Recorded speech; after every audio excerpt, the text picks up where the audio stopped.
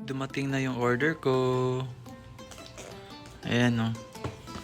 Para sa iPad. Tadaan! Yan siya o. Kasi walang cover. Tsaka ito, itong pusa o. Ito yung screen protector.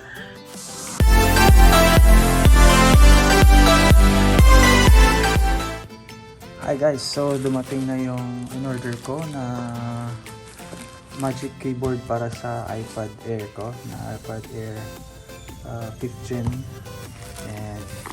And siya, in-order ko to sa Shopee, and yeah, check natin.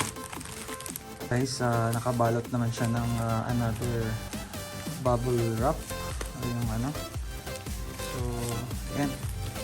So nagkakahalaga pa ito siya guys na 4,240, kasama na po yung Magic Keyboard at yung screen protector para dito. So yun nga guys, so nakiki-unbox din yung ito, si Mystica. So ito guys, ito na yung laman niya. So mabigat siya. Ayan, mabigat siya guys. Parang original din siya. Ayan. Ito yung itsura niya. Ayan. So compatible to siya sa iPad Air 5. Ayan. Alis ka muna. Sige. So ito siya. Ayan.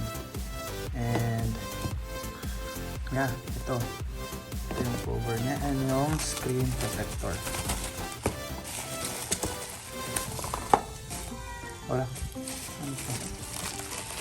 Okay. May USB. Okay.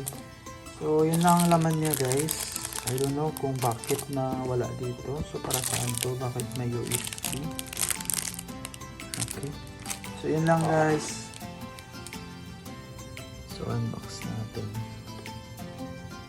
Nakasil pa siya guys. Ano ba yan?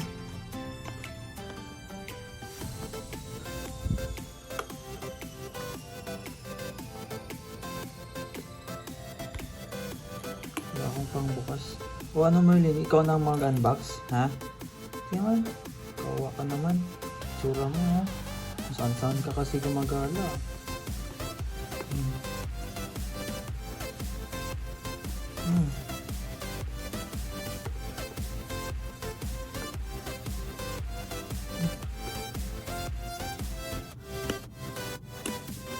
Okay na guys. Ayan. Ikaw dyan Merlin. Wag nga, ikaw talaga, mas mauna ka pa eh.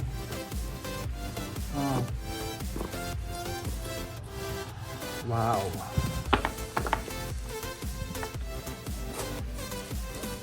Ang ganda niya. Bigat.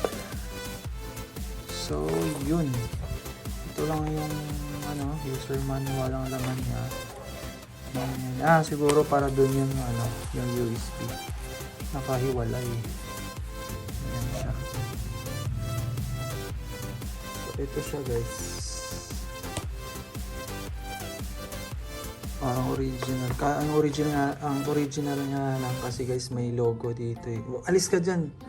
May logo dito. May logo dito na Apple. So ilalagay muna natin yung iPad. Alis nga!